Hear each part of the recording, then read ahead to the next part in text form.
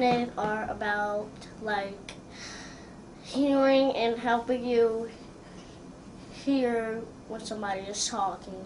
The purpose of hearing aids is to help turn up the volume for people that need it. So after we've identified a type of hearing loss or degree of hearing loss, what we then do is take hearing aids and set them according to what that hearing loss requires. So our goal is to really make speech audible and therefore improve communication. Tell them what they're like. They're like, I can hear everything. What we're doing when we're testing hearing is we're testing different pitches at different volume levels, and we're trying to see how softly the child responds to the sounds. With the babies, what we usually do, it's a pretty easy task. What we're doing is taking advantage of what people naturally do when they hear a sound. They turn toward it, and whenever the child hears the sound, they turn toward it, and then an animal or a toy is lit up to encourage them to do that again. As the child gets a little bit older, then we can make it into a game task. So every time they hear the sound, they're taught to respond to the sound by throwing a ball in a bucket or putting a peg in the board. And as they get even older, then we transition them to more of an adult type testing where they press the button when they hear the sound or they raise their hand, something like that. I first started thinking that Jessie had a hearing impairment when she was probably just a few months old. But she has an older sister, and I was watching kids at the house, and all the other kids would react when the dog started barking or there was a knock at the door, and Jessie would just go on playing. When she was a toddler, she was speaking very loud, and she would actually have people turn their heads toward her in order to be able to do conversations. And I just noticed that she, even at a very young age, started to read lips. Well, you know, around the age of 2 to 3, you're starting to learn how to speak. And when we were learning new words, he was very intent on watching our lips. And I didn't know if it was just from learning new words and we were enunciating really well, or if it was because he was having trouble hearing us. So we also heard the word "what" a lot. And so that led us to believe that he may be losing his hearing. He had his hearing when he was born. He passed all the hearing tests, and this particular situation is a genetic inheritance, and it usually happens between the ages of 2 and 4 is when you start to see the hearing loss, and that's exactly what happened. We go over the results with the parents the day of the test, and it's important for us to identify if the hearing loss appears to be temporary or permanent. If the hearing loss is permanent, our goal is to figure out exactly what the degree of hearing loss is and try to explain to the parent the effect that it could have on their child's life. Once we get into any significant degrees of hearing loss, about a mild degree or greater, then it tends to be a recommendation that we would recommend hearing aids. It was night and day.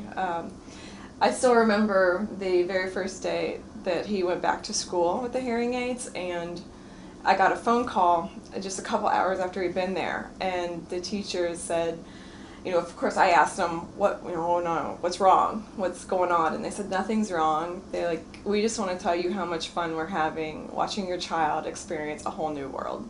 Once a child has gotten medical clearance for hearing aids, what we do is we bring them in for what we call a hearing aid evaluation appointment. And at that appointment, what we're doing is basically reviewing the hearing loss with the family, making sure they understand all the implications of having a hearing loss. So how does it affect them educationally and socially?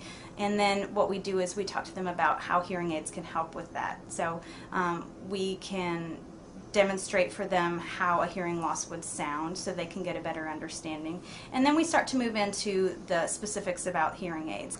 This is the ear mold. It is the custom-made product that attaches the hearing aid to the child's ear. When we're talking about the different color choices, what we like to do is help the child figure out their favorite color or something that would make them feel comfortable about using this every day. So we have several samples that we tend to show the families. We have the different behind-the-ear hearing instruments that can come in different casing colors. So they can also get stickers to put on the outside. So for example, here's a red one. If I were to choose one, I would pick the purple. And then we have blue. Somebody could get soccer ball stickers or something to put on there. So sometimes people will even get different colors for each ear, whatever they want to do. If the parents are comfortable with it, we let them go with that. The other part that we need to make custom for each child is their ear mold. So the hearing aid actually goes behind the ear, for most children. And then we have an ear mold that is custom made for the child's ear inside. And we can make these a number of colors too. So, and designs as well. So for instance, this one is a clear design with one color running through it. We can also get glitter or stripes or polka dots, something like that. And again, sometimes they'll choose different colors for either side. I have just, you know, kind of the skin type of color. Purple, pink, green, and yellow. Red, white, and gray. We have.